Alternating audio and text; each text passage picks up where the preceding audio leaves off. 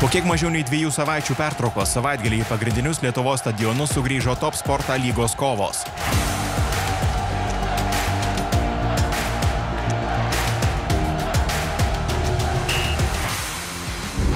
15 turas startavo Marijampolėje, kur susitiko Sūduva ir Kauno Žalgiris. Po pirmų 20 minučių grėsmingos atakos smaigalyje atsidūrė Georgievičius. Tačiau serbui pratęsti rezultatyvių rungtynių serijos iki 4 nepavyko, o jo mėginimą pakartoti pabandęs Temūras Čogadzė į vartus nepataikė. Šis į baudos aikštelę, smūgis ir Zenkevičius, dar vienas smūgis šalia vartų.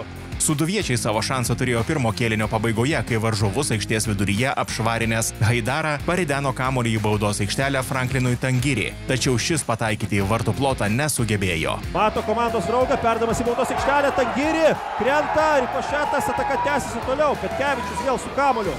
Antrajame kėlinyje komandos turėjo po kelias pusproges, bet galiausiai Sūduvos bei Kauno Žalgirio futbolininkai pasidalijo po tašką. Solidžiomis gynybomis pastaruoju metu pasižyminčios ekipos bent pusantro mėnesio žygiuoja be pralaimėjimų, o šios serijos nenutrūko ir joms susitikus tarpusavyje. Antram kėlinyje truputį paklydėjau, vaikinai nusiramino, ir antram kėlinyje buvom perėmę iniciatyvą ir pavyko toks aukštas presingas ir turėjom kelias situacijas, bet manau kovingos lygiosios, kaip sakau, du sužeisti. Penktadienį savąsias 15 turo rungtynes sužaidė ir Vilniaus Žalgiris. Namuose priėmė Šiaulių futbolininkus. Aikštės šeimininkai pavojingą išpuolį prie varžovų vartų surengė jau pirmosiomis minutėmis, kuomet kontratakos metu Devinsas baudos aikštelėje surado Michailovičių, kurios smūgis pirmų lietimų praskriejo šalia vartų.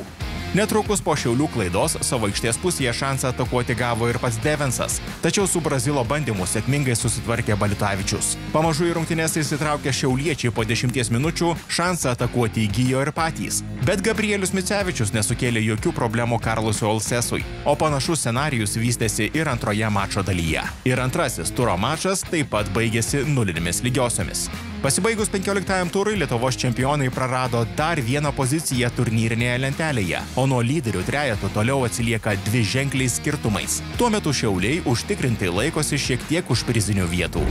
Įvarčių sąskaita 15 ture galiausiai atidaryta trečiajame mače, kuriame susitiko Telšių Džiugo ir Panevėžio komandos. Ilgai laukti pirmojo įvarčio nereikėjo. Sirgaliams reiškiant nepasitenkinimą dėl kitoje aikštės pusėje neišgirsto švilpuko, Džiugo baudos prieigose buvo pargriautas Radunovičius, o standartinės situacijos metu Panevėžį į priekį išvedė Solomonas Kuadžio. Ir smūgis, paukštė ir dabar jau Marius bejėgis.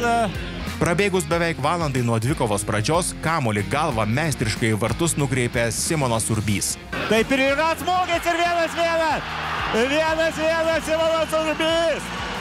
Lygiąsią šiame susitikime tarsi užkodavo ir pastarųjų metų tarpusavio susitikimų istoriją. Džiugas namuose dar niekad nėra nugalėjęs Panevėžio, o Aukštaitijos sostinės ekipa Telšiškius išvykoje paskutinį kartą nugalėjo 2023 m. rugpjūtį. Nugalėtojų Telšiuose nepaaiškėjus, Džiugas ir Panevėžys išlaikė prieš tai turėtas pozicijas. Pirmas kėlinys visiškai mano atsakomybė, kažkur neužmotyvavau, nepataikiau gal su, vadinkime, su taktika, išsidėstymų, motyvacija. Antras kėlinys teko pakoreguoti ir buvo tikrai geras, kokybiškas, energija buvo tikrai gera, bet žiūrint į pačias rungtynės, taškas geriau negu nieko.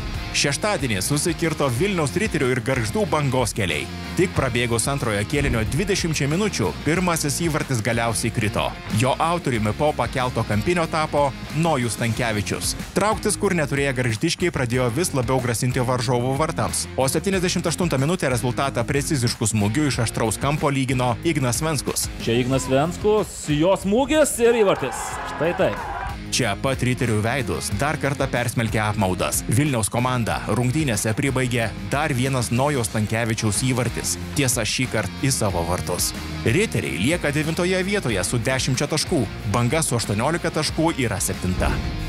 Paskutinės Top Sporto lygos 15 turo rungtynės sužaistos Alytuje, kur Dainava priėmė Kauno rajono Hegelman komandą. Akistata Dzūkijoje prasidėjo gana aktyviai. 100% šansų nepasinaudojo Dainava, kai 11 metrų baudinio nerealizavo Artiomas Baftalovskis. Pirmojo įvarčio autoriumi tapo Okonevskis. Vincentas Šarkauskas nuginklavęs po grubios Domanto Antanavičiaus klaidos savo aikštės pusėje. Pasileidžia į priekį smūgis, kamuolys vartuose, įvartis yra skaitomas. 48 minutę šiurkščia alytiškių vartininko klaida pasinaudojo Leo Ribeiro. Perimo kamuolį pavojus, Leo Ribeiro 1-1.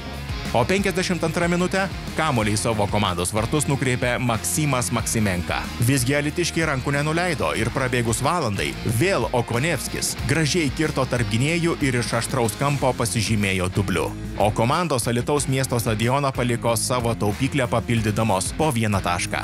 Jis Andriaus Kerlos komandai leido susilyginti su pirmą vietą užimančiu Kauno Žalgiriu, o kol kas tik lygiosiomis visus 4 savo taškus per 15 turų surinkusi Dainava išliko paskutinėje lentelės vietoje.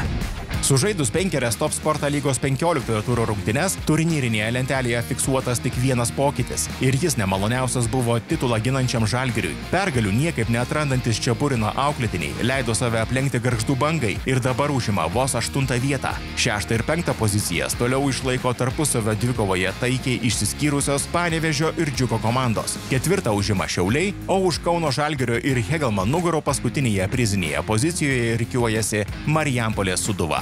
Kitų A lygos dvikovų ilgai laukti nereikės. Visos 16 turo rungtynės bus sužaistos jau ketvirtadienį.